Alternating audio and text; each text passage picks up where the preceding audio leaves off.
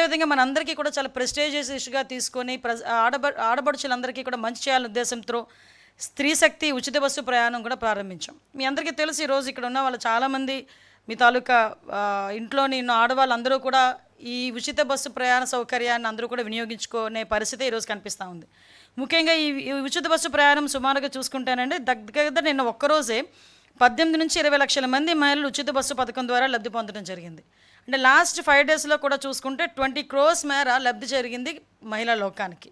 అంటే నేను ఎందుకు ఇవన్నీ చెప్తున్నానంటే ఈరోజు మహిళా సంక్షేమం ఒకవైపు, ఒక పక్క పింఛన్లు ఇచ్చి కూడా ఎన్టీఆర్ భరోసా కింద ప్రతి ఒక్కరికి కూడా 4,000 రూపాయలు పింఛన్ అనుకున్నట్టుగా ఇవ్వటం, ఇవన్నీ కూడా సంక్షేమానికి పెద్దపీట వేసే విధంగా ఈరోజు గవర్నమెంట్ పనిచేస్తూ, అదేవిధంగా ఒక పక్క నుంచి అభివృద్ధి గురించి ఆలోచన చేసుకుంటే ఒక పక్క అమరావతి నిర్మాణానికి, పోలవరం నిర్మాణానికి, ఆఖరికి గ్రామీణ స్థాయిలో రోడ్లకి, డ్రైన్లకి, ఇరిగేషన్ డిపార్ట్మెంట్కి ప్రతి ఒక్కటి కూడా అభివృద్ధి కార్యక్రమాలు ఒకవైపు, సంక్షేమ కార్యక్రమాలని ఒకవైపు నుంచి మనం చేసుకుంటూ ప్రజలు కూడా ప్రశాంతంగా ఉండే పరిస్థితి నుంచి ప్రశాంతంగా ఉన్నారు. ఎందుకని చెప్తున్నానంటే ఇంతకుముందు లాస్ట్ 19 to 24 అండి ఎవరైనా ఒక ఇద్దరు కూర్చొని మాట్లాడుకోవాలనుకుంటున్నప్పుడు ఏం మాట్లాడుకునేవారు తెలుసా?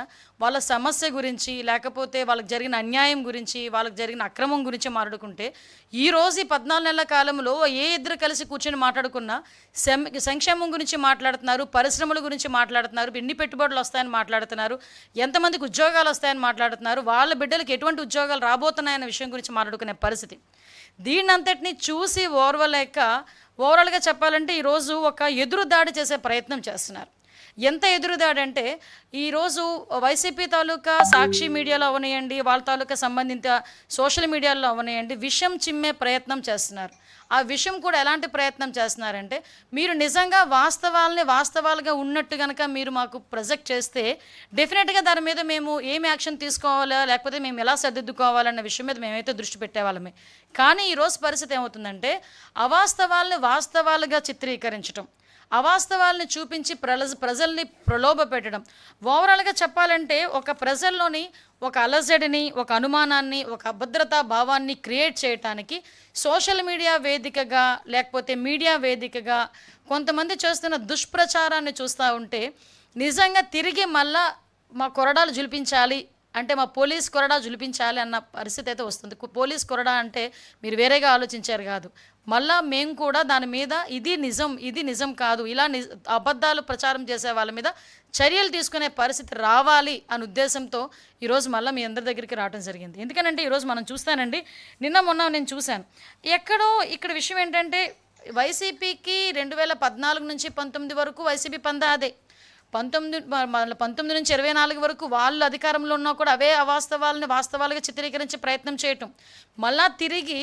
ఇప్పుడు 24 నుంచి ఈ రోజు వరకు కూడా అదే పందాన్ని వీళ్ళు కొనసాగిస్తుంటే దీన్ని సామాన్యంగా ఏమనాలంటే వారసత్వంగా వచ్చే సమస్యలేమో ఇవి వారసత్వంగా వచ్చే సమస్యల్ని ఈరోజు ఎదుర్కోవడానికి ఈరోజు మేమందరం కూడా సిద్ధంగా ఉన్నాం. వీళ్ళు చేసే అవాస్తవాల్ని వాస్తవాలుగా చిత్రీకరించడానికి వీళ్ళు చేసే ప్రయత్నాలని కూడా తిప్పికొట్టేందుకు కూడా మేము కూడా, మా ప్రభుత్వం కూడా, ఎన్డీఏ కూటమి కూడా సిద్ధంగా ఉందని చెప్పడానికి ఈరోజు మేము అందరికీ కూడా ప్రెస్ మీట్ పెట్టడం జరిగింది. ఈరోజు మనం చూసామండి, మొన్న మనం చూసాం, ఉదయం లేచిన దగ్గర నుంచి మొదలు పెడతారండి అమరావతి మునిగిపోయింది. అరే అమరావతి మునిగిపోయింది అని మాట్లాడితే నేను ఒకటే క్వశ్చన్ చేస్తున్నా, అమరావతి మునిగిపోతే ఈరోజు స్పీడ్ యాక్సెస్ రోడ్లు ఎక్కడైనా మీకు ఎవరికైనా అవాంతరాలు ఏమైనా వచ్చినాయా? ఈరోజు మీరందరూ కూడా బళ్ళు మీదో కార్ల మీదో ఏదో రకంగా ఇక్కడికి వచ్చుంటారు కదా, ఎక్కడైనా రహదారులు ఏమైనా అడ్డుకున్నాయా? ఎక్కడైనా రోడ్లు కొట్టుకుపోయినాయా? మీరు చెప్పండి. లేదు. ఈరోజు నేను సెక్రటేరియట్లో కూర్చొని మాట్లాడుతున్నా, సెక్రటేరియట్ మునిగిపోయిందా? అసెంబ్లీ ఏమైనా మునిగిపోయిందా? ఈరోజు మామూలుగా మాట్లాడుకుందాం. ఈరోజు ఇప్పుడు అమరావతి కట్టడాలు కట్టుతున్న సమయంలో పునాది తీసుకునేటప్పుడు కొన్ని నీళ్లు చేరుతాయి. ఇప్పుడు వర్షాకాలం వర్షం పడక ఏం పడుతుందండి? వర్షం పడితే నీళ్ళు రాక ఏమొస్తాయండి? నీళ్ళు వచ్చినప్పుడు పునాదులు తీసినప్పుడు నీళ్ళు ఉంటగా నీళ్ళు ఆ పునాదుల్లోని కానీ ఆ చిన్న గోతుల్లో కానీ నీళ్ళు రాకపోతే ఏమొస్తాయండి? 10 నుంచి 20 సెంటీమీటర్లు వర్షం పడేటప్పుడు నీళ్లు స్టాగ్నెంట్ అవ్వవా ఒక దగ్గర? దాన్ని బూచీగా చూపించి ఏకంగా ఈ క్వాంటమ్ వ్యాలీ దగ్గర అంత నీరు వచ్చేసిందని వైసీపీ మీడియాల్లోని, వైసీపీ సోషల్ మీడియాస్లోని కొంతమంది చేత అబద్ధపు ప్రచారాలు. ఇతగాడెవడో సిద్ధార్థి సుభాష్ చంద్రబోస్ అంట, ఒకే ఒక వర్షం అమరావతి జలమయం. ఎక్కడి నుంచి పేపర్ తీసుకొచ్చి ఈరోజు ఆ ఫోటోలు పెడతారంటే నాకు అర్థం కాదు. ఈరోజు ఇలాంటివి సోషల్ మీడియాలో వేసి ఇగో దీని గురించి అమరావతి కోసం 3 రిజర్వాయర్లు ఎందుకు, అమరావతిని ఒక రిజర్వాయర్గా కడితే పోలే, ఈ మూడు పంటల పండనేలా రిజర్వాయర్లు నీళ్లు పుష్కలంగా ఉండాయి కదా. అంటే ఇలాంటి ఒక రకమైన నెగిటివ్ యాంగిల్లో ప్రొజెక్ట్ చేయటం ఇది ఒక్కటే కాదండి. ఇలాగా ఒక మూకుమ్మడిగా అమరావతి మీద దాడి చేశారు. ఈరోజు అమరావతి అనేసరికి ఒక ఆంధ్రప్రదేశ్ ప్రజల సెంటిమెంట్. ఆ అమరావతి రాజధానిగా ఉండాలని మహిళా రైతులు బయటకు వచ్చి సుమారుగా 5 సంవత్సరాలు పోరాటం చేసిన విషయం మర్చిపోయారా ఈ సోకాల్డ్ ఈ సోషల్ మీడియా బ్యాచ్?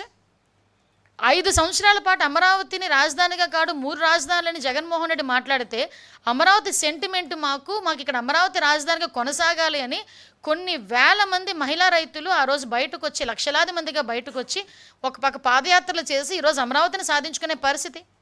అటువంటి అమరావతి మీద మళ్ళీ బురద చల్లటం. ఈరోజు అమరావతి కట్టడానికి సెంట్రల్ గవర్నమెంట్ కూడా సపోర్ట్ చేసి ఫండ్ తీసుకొచ్చుకొని మనం అన్నీ కూడా అమరావతిలో ప్రతిదీ కూడా నిర్మాణం చేసుకోవాలని చెప్పి ఇటుక పేర్చుకుంటూ ఒకటి ముందుకెళ్తుంటే గౌరవ ముఖ్యమంత్రి గారు ఈరోజు అది చూసి ఓర్వలేక ఈరోజు అమరావతి మీద దుష్ప్రచారం చేయడానికి అమరావతి మునిగిపోతుంది, అమరావతిలో వాటర్ అన్నీ కూడా ఎవడో మాటలు రాస్తాడు,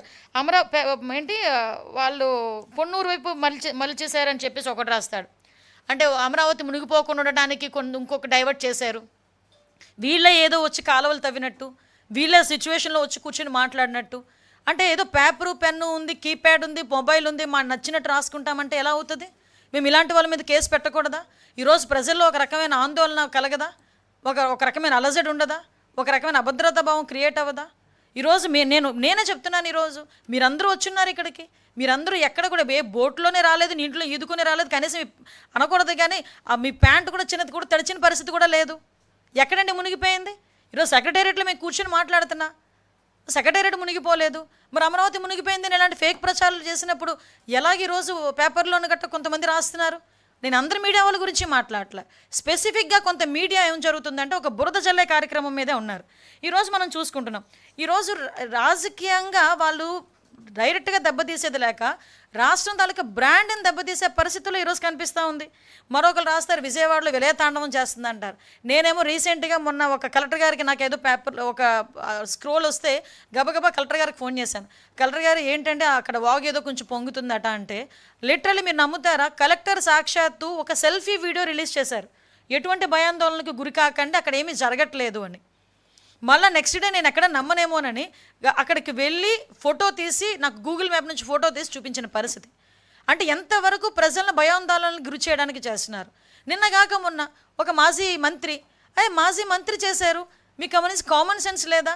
ఎక్కడో జరిగిన రిగ్గింగ్ని తీసుకొచ్చి పులివెందుల్లో రిగ్గింగ్ జరిగిందని చెప్పి సోషల్ మీడియా వేదికగా ట్విట్టర్లో పెడతారు.